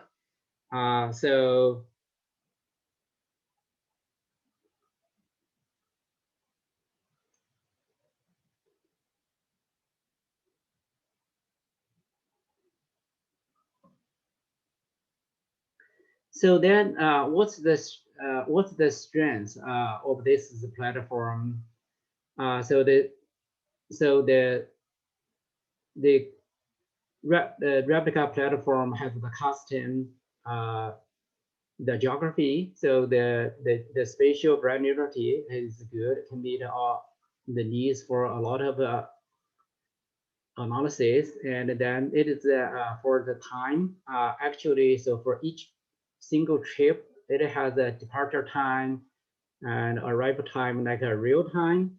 So the users can do any analysis based on their need. So the temporal and the spatial granularity is pretty good. So it has the disaggregate travelers and the trips. So it is really helpful for the disaggregate analysis. And there is no trip truncation at the SACOG border, so that you can estimate the travels outside the SACOG area. So it provides an estimate for pass-through traffic. It is separated from the travel made by SACOG residents, and it also provided the visitor trips, so including non-SACOG resident workers. So like, you know, a lot of people living in Solano County, so they live in Dixon, Vacaville, and they work in Davis.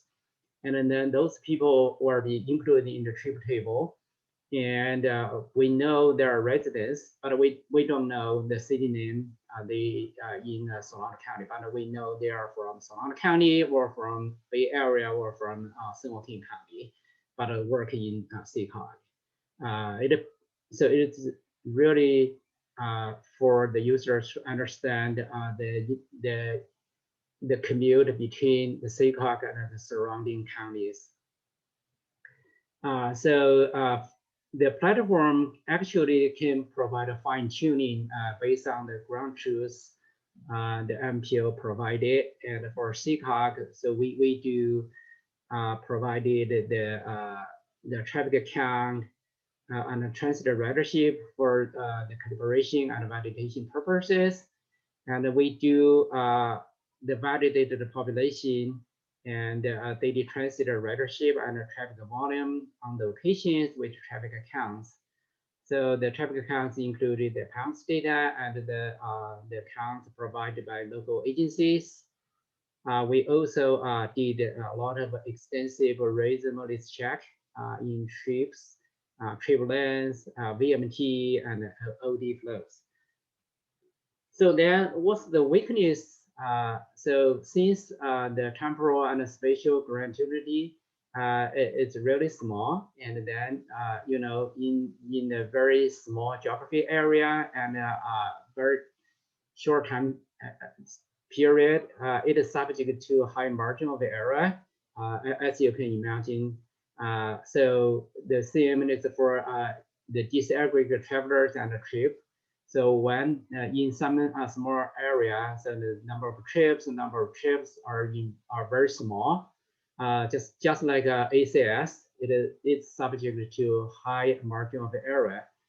So I think that the good news is the replic data provide the geographic location, and all this can be easily linked to ACS margin of error. So for example, if we want to know how big is the margin of error for a replica estimate, we can link the replica estimates to ACS, the population, and to say how big the margin of error is.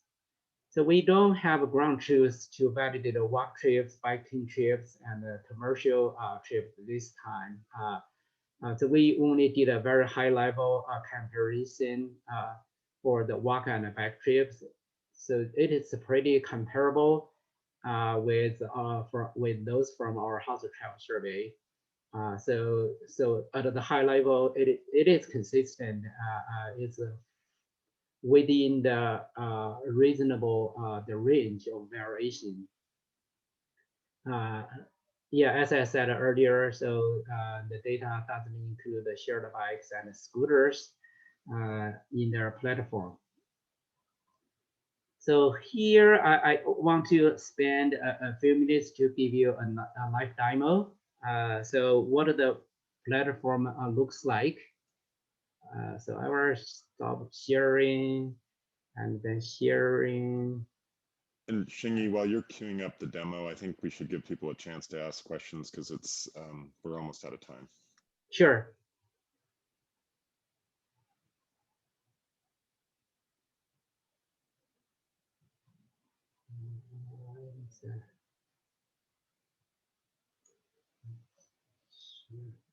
So any questions for me?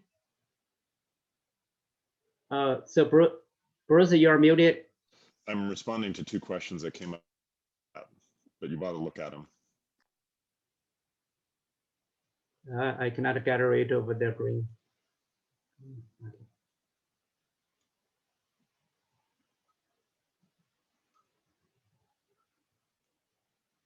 So this is looks like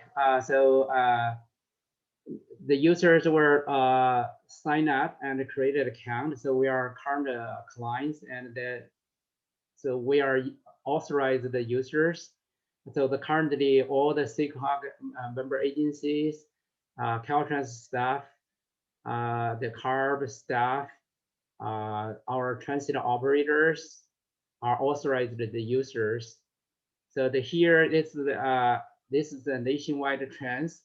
So once you log in, you can see this is the high-level summary, and we have we have a morbidity, the indicators here. So there's a graphs. Yeah, my computer is a little bit slow right now.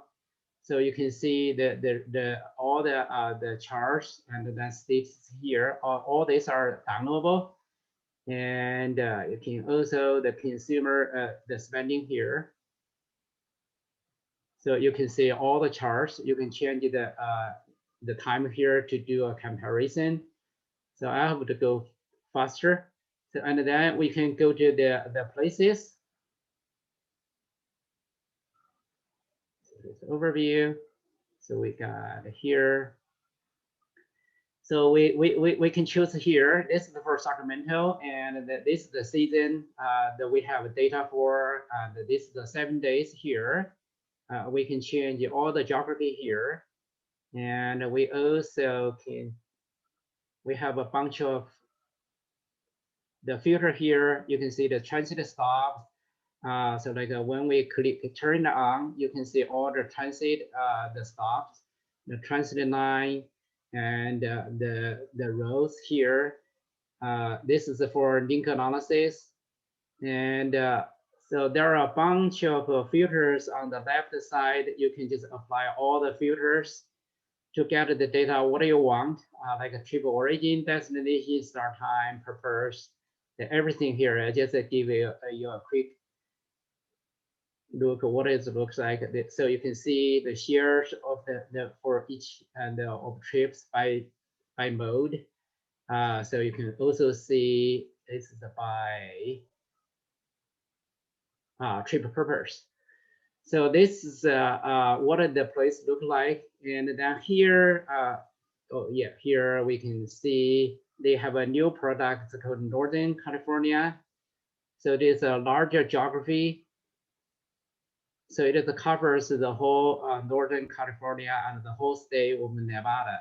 So it is more convenient for us to understand the long distance travel between SACOG and all other Northern California counties.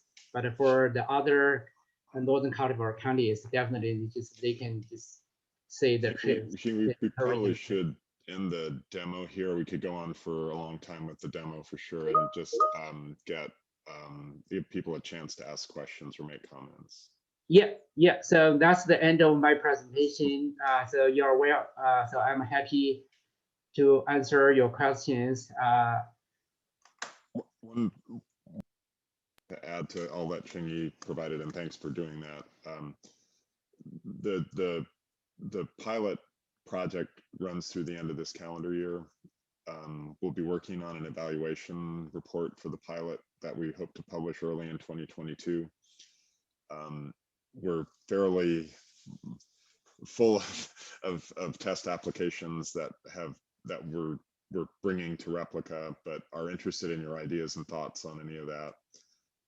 And also interested in any comments or concerns or questions that you might have about the platform. And we're hoping that we can get some discussion going here.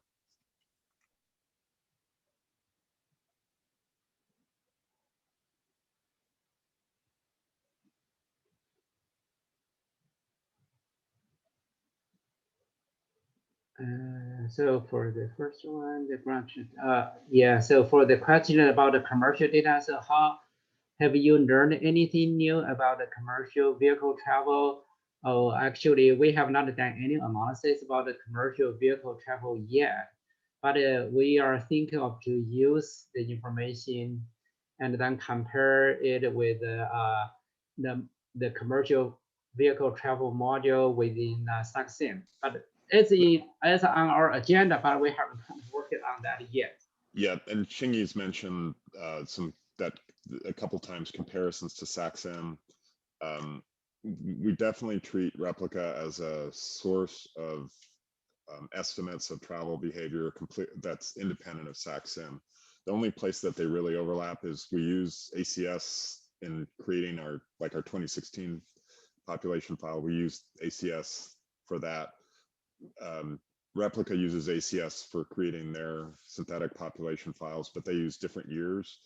And then we validate our travel demand model using traffic counts and transit volumes. Replica uses those same data sources for different years, obviously, their time period data for doing calibration, which is essentially balancing the estimates of that they produce based on the machine learned, replicas, the personas. Other than that, the sources really are independent. The reason we're doing some comparisons to SACSIM is we're hoping to identify some areas that we could improve with SACSIM. We know that long distance travel and external travel is a weakness with every travel demand model, including SACSIM. We feel like Replica or other big data sources could be helpful in us making that a stronger component of our model for sure. More on that to come for sure. On commercial vehicle travel, we haven't, and I put in the chat that we haven't done, and Xingyi actually mentioned we haven't done any commercial vehicle analysis. Part of what we're trying to do before we actually use the Replica for applications is just do basic reasonableness checking and independently verify that the estimates make sense. They're at least reasonable. Replica and a lot of the big data platforms do provide information that you cannot validate very well to almost any source, because if you had that source to validate, you would just use that source rather than the big data. So there is some unique value to all the big data platforms. So, we do want to do some reasonableness checking with the commercial vehicle before we put it through some applications, but that process is ongoing and we hope to complete it by the end of the calendar year. The other thing I do want to mention is we feel like the platform access to big data is a valuable thing for SACOG. We think it could be valuable for other agencies within our region. We've had a good experience so far with Replica, but we understand the market is there's a high velocity of change in this market. There's other options out there. So we are open to, we're thinking about what's next for us for sure. And we're open to hearing from other potential partners, and we're doing some outreach to potential partners to figure out if there's a way that we could jointly fund continued access to a big data platform. We think that platform access is a better thing. That's one of the things we've really learned than just doing individual data buys. We think you learn more about the platform by having ongoing access to it. They all have strengths and weaknesses. So that's a part that I wanted to make sure came across today. Sorry to horn in on that, Xingyi. I just wanted to make sure we covered those points. Yeah.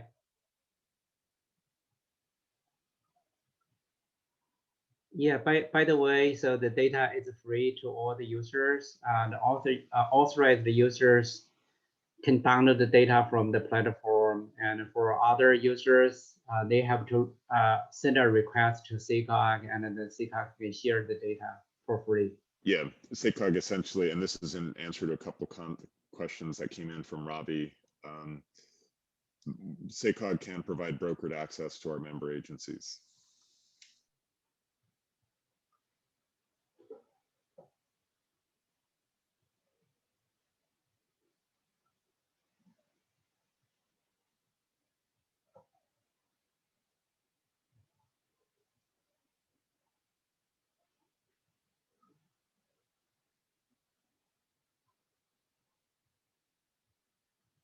So Michael, Mouch, so are you willing to share your experience in using this platform? I can go over it quickly. We've only got a few minutes left, but yeah, I can touch on some of the highlights if you'd like. Yes, go ahead, please. Okay, let's see if I can do share screen without messing it up. Okay. Do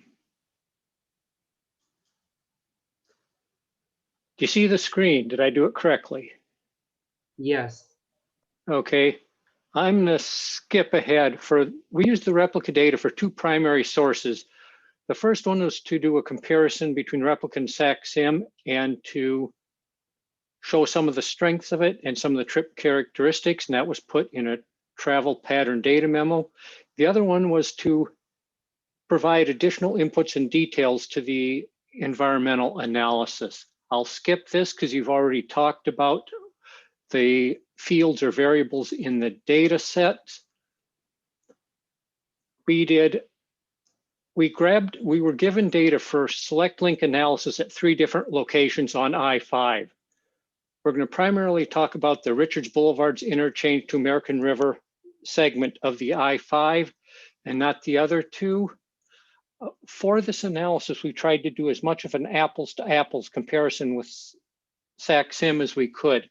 So the IXXI and XX trips were not used, neither were the commercial trips. We only used those trips that could be traced back to a home origin or a traveler that lived within the Sacramento region and trips that stayed within the Sacramento region.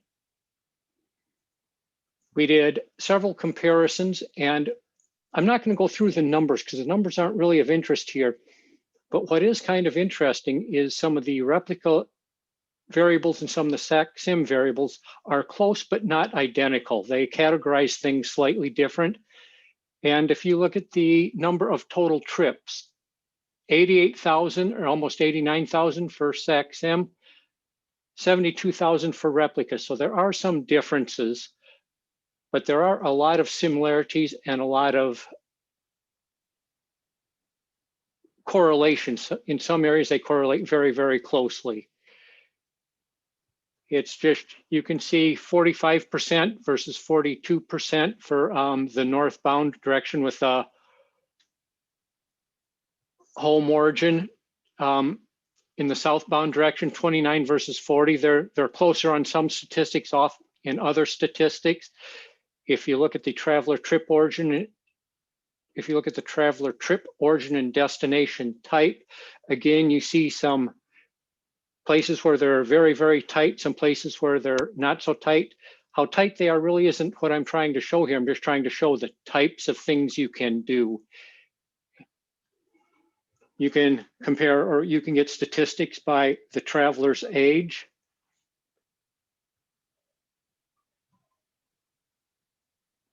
For those of you that likes graphs more than tables, we just kind of bar charted the 2 of them so you can kind of see how they compare. For the northbound is the upper left, southbound bottom right. And visually, the comparison isn't too bad, although if you look close, some of them, you know, there are some differences, like in the under 4-year-old age group and 5 to 14. In those age groups, there are some pretty significant differences. If you look at the average trip speed, no, I shouldn't say travel. If you look at the average trip speed by time of day, the daily average is pretty close, but the hour to hour or the time period to time period, there are some differences again. But you can do these types of comparisons, and or you can get these types of statistics out of replica for whatever your project needs are. I think I went up instead of down there. Sorry about that. Here's that same chart or same table or information just charted so you can kind of see how it looks like and how they compare over time. Here's one that I think is kind of interesting. Since the lat long was given, we could map the traveler's home lat and long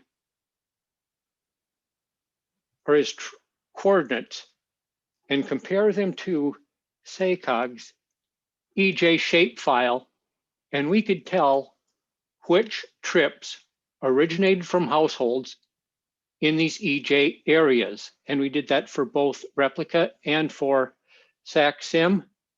And you can even do this by the EJ categories. And this is one of the more interesting things that I think that was done, was it adds quite a bit more information for things like EJ analysis. And information like this is almost impossible to get without a data source like replica. That's kind of it, and I'm betting money we're pushing up against 3 o'clock pretty hard. Thank you. If there's any questions, I'll stick around and take them, but we're after 3 o'clock, so I better quit. Yeah, thank you, Michael. So we are running out of time. I think we are in here. So Cal and Bruce, do you have any additional? Yeah, thanks, Xingyi. Kyle, we're picking back up the topic of how can models and data analysis tools be used for starting to do analysis that includes things like class or income or location of residence, correct? Tomorrow, is that part of session 5? Yes. Yeah, that's correct. So we'll like have some presenters and that are talking a little bit about some of what Michael alluded to on looking at demographic data, in particular with some of the managed lane projects from Caltrans. John Gibb from DKS is going to give a little presentation on that, and then we should have a lot of time, hopefully more than we've had today, to have a deeper discussion on it. So just I'd like give Darren just a few minutes to have a brief introduction for the session 5, the last session. So Darren, can you just go through it quickly? Certainly, Xingyi. Yeah, so tomorrow for session 5, it's going to be geared toward a lot toward the model use, and with a few demonstrations of how users have applied SACSIM for project analyses, and also we'll cover some of the updates that we've made to the latest release of SACSIM. In addition, I'll also give a live demonstration of the project performance assessment tool. And if you're interested in getting the latest details on the model, asking us more in-depth questions, having discussion, and see some examples of how some of our peers are using it, or if you just want to see the PPA tool in action, I encourage you to attend session 5 tomorrow. Okay, so we were in our meeting here. Thank you very much. So if you have any questions, feel free to contact me. So you have a nice day. Thank you, Xingyi. Thanks, everyone. Thanks, Xingyi. See you tomorrow. Yeah, see ya.